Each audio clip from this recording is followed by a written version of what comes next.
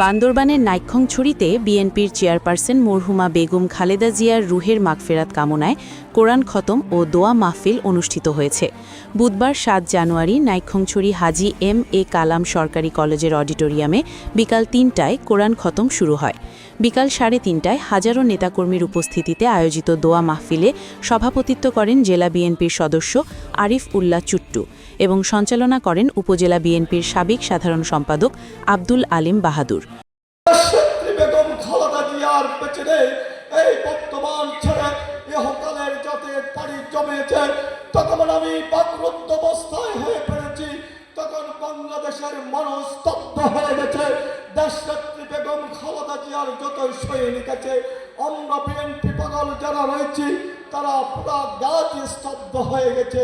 এমন একটি নেত্রীকে হারিয়েছি যার মার স্নেহ মমতায় আমাদেরকে বেগম খালেদা জিয়ার জন্য দোয়া, এবং আরেকটি হচ্ছে আমাদের আগামী 12ই ফেব্রুয়ারি নির্বাচন। আমার নেত্রী ছিলেন পুরো উপমহাদেশের। প্রধান অতিথি হিসেবে উপস্থিত ছিলেন বান্দরবান জেলা বিএনপির সদস্য সচিব ও সাবেক পৌর মেয়র জাবেদ রেজা। বক্তব্যে তিনি বলেন, বেগম খালেদা জিয়ার জানাজায় প্রমাণিত হয়েছে তিনি ছিলেন আপোষহীন নেত্রী। তার নেতৃত্বে বিগত দিনে নারী ক্ষমতায়ন, বেকারত্ব দূরীকরণ সহ উন্নয়নমূলক রাষ্ট্র কাঠামো গঠনে বিএনপি গুরুত্বপূর্ণ ভূমিকা রেখেছে। তিনি আরও বলেন, আগামীতে তারেক রহমানের নেতৃত্বে বাংলাদেশ বিশ্ব দরবারে মাথা উঁচু করে দাঁড়াবে।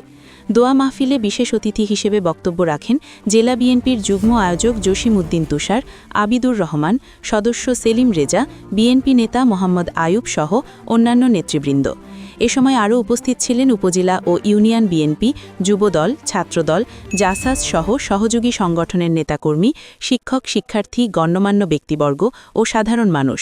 অনুষ্ঠান শেষে মরহুমা বেগম খালেদা জিয়ার রুহের মাগফেরাত কামনায় বিশেষ মুনাজাত পরিচালনা করা হয়।